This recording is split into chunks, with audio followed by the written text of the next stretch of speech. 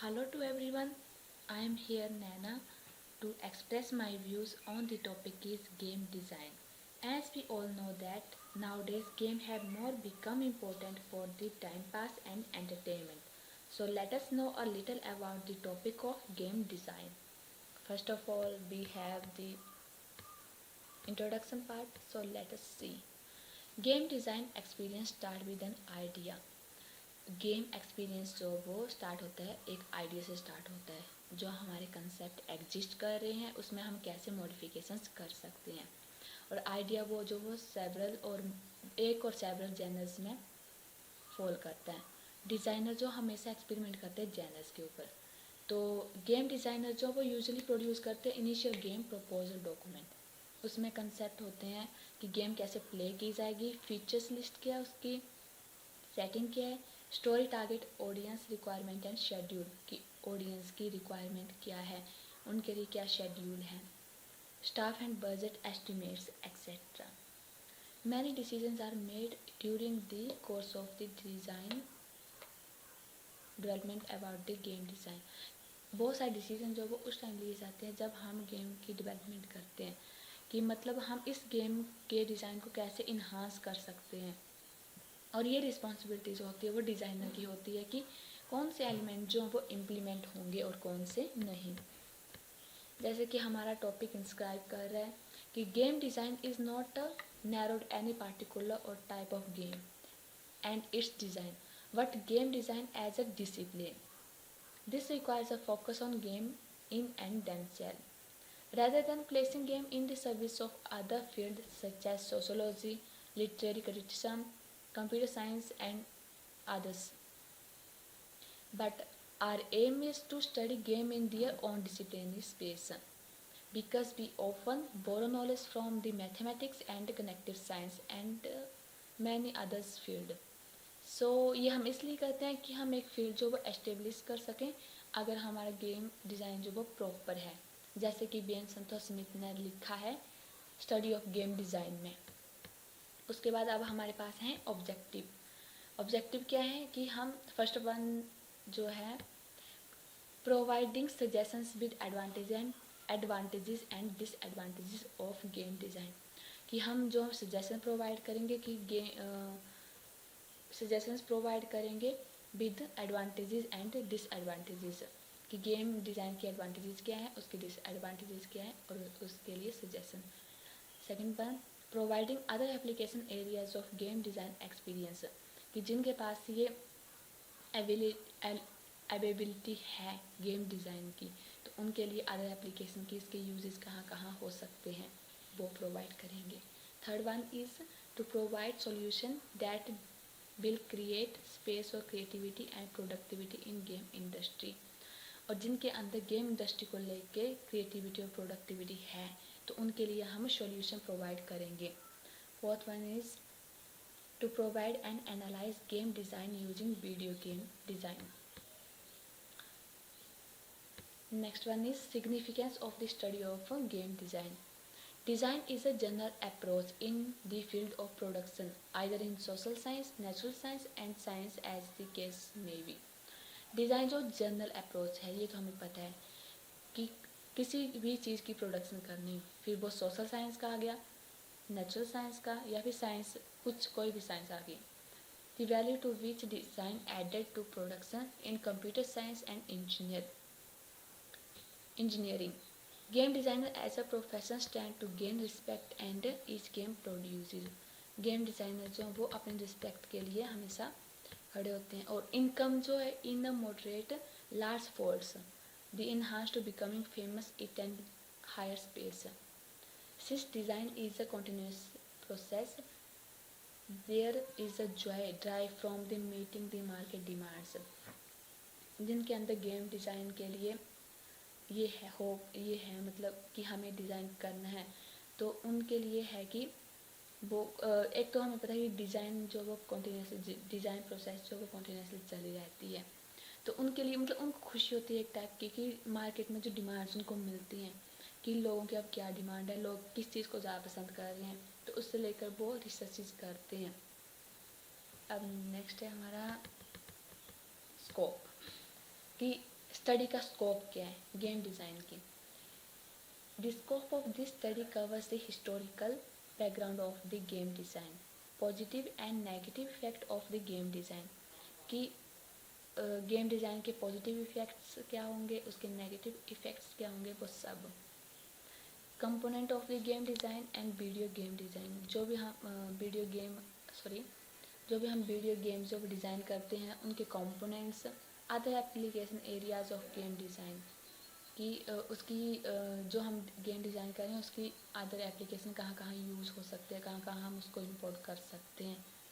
फिर importance of game designing using video game design, कि हम कैसे गेम को डिज़ाइन कर सकते हैं यूजिंग हम वीडियो को यूज़ करके, ये सब। उसके बाद है ऑर्गेनाइजेशन ऑफ वर्क। ये हमारा ऑर्गेनाइजेशन ऑफ वर्क जो वो 4 चैप्टर में डिवाइड होता है, और फर्दर उसकी जो वो सब डिवीज़न होती है। चैप्टर 1 में क्या है कि इंट्रोडक्शन पार्ट होता है जिसके ऊपर रिसर्च कर रहे हैं, और उसके सब सेक्शन होते हैं कि उसका ओवरव्यू, उसके ऑब्जेक्टिव्स की जो हम स्टडी कर रहे हैं उसके ऑब्जेक्टिव्स क्या हैं, सिग्निफिकेंस स्टडी की, उसकी लिमिटेशंस, उसके स्कोप, उसकी ऑर्गेनाइजेशन, ये सब आता है चैप्टर 1 में। चैप्टर 2 लिटरेचर रिव्यू होता है, उसका 1 सेक्शन पार्ट होता है, वो इंक्लूड करता है हिस्टोरिकल बैकग्राउंड को, कि ये गेम मतलब जो भी हम डिज़ाइन कर रहे हैं वो कहाँ से स्टार्ट हुआ, कहाँ से चला, किसका आइडिया, सब कुछ जो हिस्ट्री में आता है वो सब। चैप्टर 3 जो है वो फाइंडिंग का है, कि रिसर्च का ये पार्ट है। इसमें उसके फर्दर जो डिवाइडेड होते हैं सब सेक्शंस, उसमें होते हैं कंपोनेंट, स्टडी के कंपोनेंट्स क्या हैं, उसके एरिया, उसके मतलब यूज़ कहाँ कहाँ हो सकते हैं, एप्लीकेशंस। फिर mode of operation of game design, importance of game design, game design की जो इम्पोर्टेंस क्या है, उसकी एडवांटेजेस, उसकी डिसएडवांटेजेस, वो सब आते हैं चैप्टर 3 में। चैप्टर 4 जो वो करता है इंक्लूड कंटेन करता है वो समरी को, उसकी सब डिवाइड होता है एक सेक्शन में, और वो होती है कंक्लूजन। फिर कुछ टर्म्स के हमारे पास डेफिनेशंस हैं, वो नेक्स्ट स्लाइड में है, चलो देखते हैं। फर्स्ट ऑफ ऑल क्या है गेम, और ये हमें जो टर्म्स लिए हैं वो यहाँ पर हमने किया है, मेंशन किया है कि ऑक्सफोर्ड डिक्शनरी के हिसाब से ये चला है। फर्स्ट ऑफ ऑल गेम क्या हमारे पास, game is an activity that you do have fun, or activity or support with rules in which people or teams compete against each other. Game जो वो एक एक्टिविटी होती है जिसमें हम फन करते हैं, कि हमारे पास टाइम फ्री का टाइम है, जैसे अभी लॉकडाउन लगा है तो कोई काम नहीं है तो चलो गेम खेल लेते टाइम पास के लिए। और डिसिप्लिन का भी है इसमें रोल, तो इसमें या तो हम इंडिविजुअल भी पार्ट कर सकते हैं और टीम्स के साथ भी पार्ट कर सकते हैं, और हम एक दूसरे को compete करते हैं, मतलब एक दूसरे के साथ जीतने का होता है। अब मेरे को प्रॉपर बढ़िया याद नहीं आ रहा है। Second one is design, the general arrangement of the different part of the something that is made, मतलब जो अलग अलग पार्ट होते हैं डिफरेंट पार्ट, उनको हम उनकी अरेंजमेंट हम कैसे कर सकते हैं, जैसे बिल्डिंग, बुक, मशीन एक्सेट्रा, बहुत सारे होते हैं। फिर game designer, a game designer is a person who designs game play, conceiving and designing the rules and structure of the game, कि जो गेम को पर्सन, ये वो वाला पर्सन होता है कि जो गेम को गेम डिज़ाइनर, जो भी हम गेम हमारी अलग होगी, डिज़ाइन अलग हो गया, लेकिन अब जो माइंड लगा के इन दोनों का पेयर बना देगा गेम और डिज़ाइन का, वो होगा game designer person. A game designer is not necessarily a programmer, virtual designer और प्रोजेक्ट मैनेजर। ये नेसेसरी नहीं है कि गेम डिज़ाइनर जो हो वो कोई प्रोग्रामर हो या फिर कोई प्रोजेक्ट मैनेजर हो, डजंट मैटर। हो सकता है वो उसके माइंड में क्रिएशन हो, वो अकेले भी काम कर सकता है और टीम में भी काम कर सकता है, वो उसके ऊपर डिपेंड करता है। लेकिन टीम्स में कई बार ऐसा होता है कि मिस्टेक्स कोई और हो जाती है, किसी और से हो जाती है, जो लीडर होता है उसको फेस करना पड़ता है। So next we shall discuss some discipline in the field of game design. सबसे पहले है lead designer. The lead designer coordinate the work of the other designer and is the main visionary of the game. Lead designer जो होता है वो मतलब सभी को होता है, लीडर जो लीडर होता है लाइक दैट लीड डिज़ाइनर वही होता है कि वो पूरे वर्क को हैंडल करता है। System designer, the system designer designs the balance of the game rules and the underlying the mathematical pattern. System designer जो होता है वो गेम के रूल्स को ये करता है, अंडरलाइन करता है और मैथमेटिकल जो भी पैटर्न होगा, जो भी काम होगा वो करेगा। लेवल डिज़ाइनर जो वो गेम्स के लेवल को डिज़ाइन करेगा कि ये हमारा फर्स्ट लेवल कंप्लीट हो जाएगा तो इसके बाद कौन सा लेवल आएगा। जैसे होता है गेम्स में जो जो खेलते हैं उनको तो पता ही होगा। तो उसके बाद आता है कंटेंट डिज़ाइनर जो होता है वो रिस्पॉन्सिबल होता है करेक्टर्स की जो भी क्रिएशन होती है, उसके आइटम्स, पजल जो बनाता है, मिशन बनाता है कि इस जो लेवल डिज़ाइनर लेवल्स बनाएगा, कंटेंट डिज़ाइनर उसमें कंटेंट डालेगा। गेम राइटिंग जो होता है वो करता है कि डायलॉग्स कौन कौन से होते हैं जो पहले से होते हैं वो वाले, उसकी stories etcetera. User interface design, the designer constructs the user interaction and feedback interface like Microsoft the head-up displays.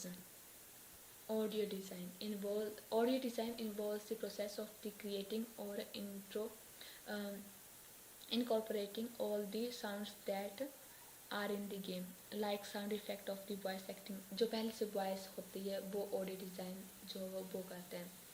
Furthermore, as the topic implies, game design is a creation of a game design में आगे भी मतलब आगे ये है कि game design is a creation of the design view of the particular design which may be card game, social game, video game or any kind of game. The same designer carries the designing, gameplay, conceiving and the designing rules of the structures that result in the experience of the players.